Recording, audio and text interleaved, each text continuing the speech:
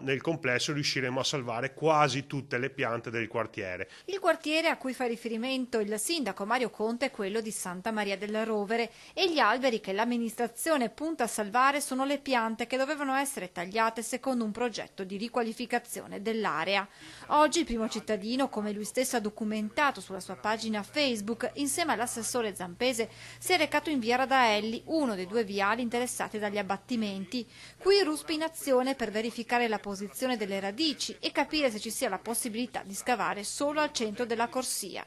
E i risultati dei controlli sembrano essere positivi. Con il sopralluogo e i sondaggi fatti oggi, che a onor del vero dovevano essere fatti prima di realizzare il progetto, ma non importa, stiamo cercando di riuscire ad azzerare di fatto quasi gli abbattimenti. Rimarrà qualche pianta che però è certificatamente morta. Un successo per i residenti di Santa Maria della Rovere, riuniti in comitato, che nei mesi scorsi avevano organizzato incontri e manifestazioni per chiedere che gli alberi venissero salvati.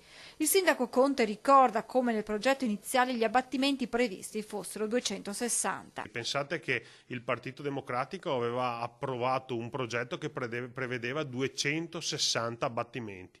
Noi, rivedendo sulla carta una serie di piccoli interventi, siamo già riusciti a ridurre nettamente gli abbattimenti, portandoli a circa 60-80. E adesso, con il sopralluogo di questa mattina, il numero di alberi abbattuti potrebbe scendere quasi a zero.